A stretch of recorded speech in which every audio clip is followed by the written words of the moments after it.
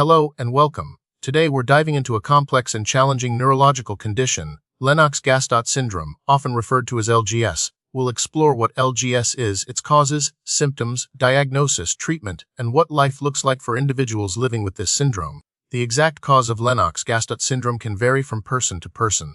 In some cases, it arises from brain malformations, genetic abnormalities, or brain damage occurring before or around the time of birth.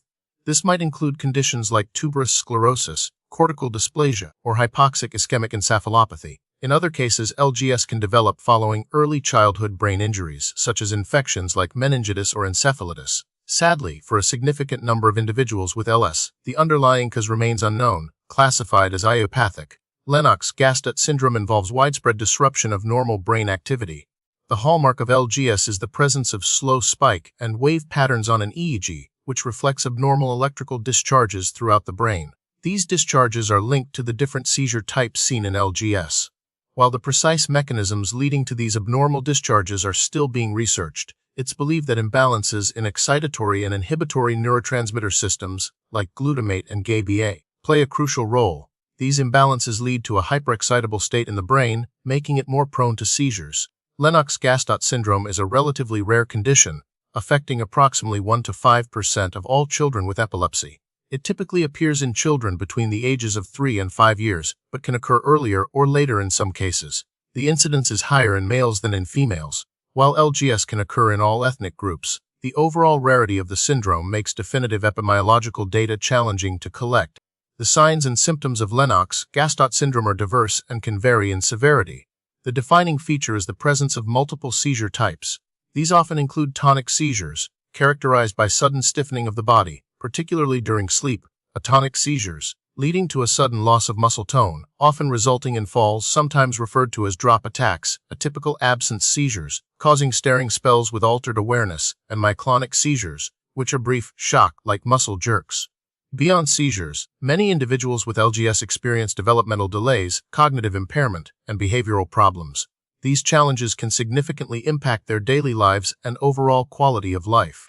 Diagnosing Lennox-Gastaut syndrome requires a thorough evaluation. This typically begins with a detailed medical history and neurological examination. The key diagnostic tool is the electroencephalogram, or EEG, which records the brain's electrical activity. In LGS, the EEG typically shows characteristic slow spike and wave patterns usually less than 2.5 Hz. Additionally, MRI or CT scans of the brain are often performed to rule out any structural abnormalities. The diagnosis is based on a combination of clinical presentation, e.g. findings, and, if applicable, neuroimaging results.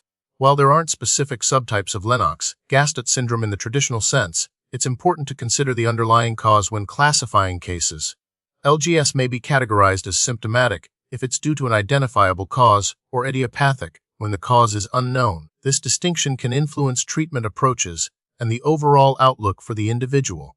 Managing Lennox-Gastaut syndrome is a multifaceted process that often requires a team of specialists. The primary goal is to control seizures, but this can be challenging.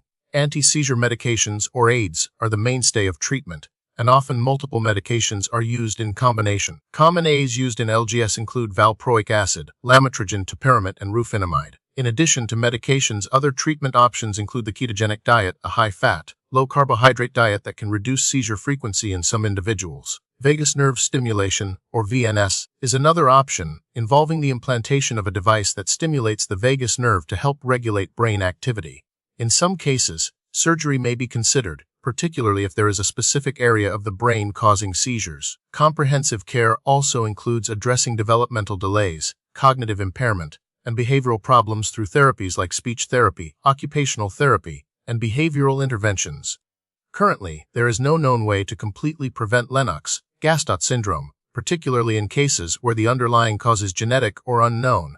However, minimizing the risk of brain injuries during pregnancy and early childhood, through practices such as ensuring adequate prenatal care, preventing infections, and protecting children from head trauma, may potentially reduce the risk in some cases. The prognosis for individuals with Lennox-Gastaut syndrome varies, but it's generally considered a challenging condition to manage. Complete seizure control is often difficult to achieve, and many individuals continue to experience seizures despite treatment. Developmental delays, cognitive impairment, and behavioral problems can also persist throughout life, impacting their overall quality of life and independence. However, Ongoing research and advances in treatment are offering hope for improved outcomes. Recent research is focusing on new medications, gene therapies, and targeted treatments that may offer better seizure control and address the underlying causes of LGS. These advancements hold promise for improving the lives of individuals and families affected by this complex syndrome.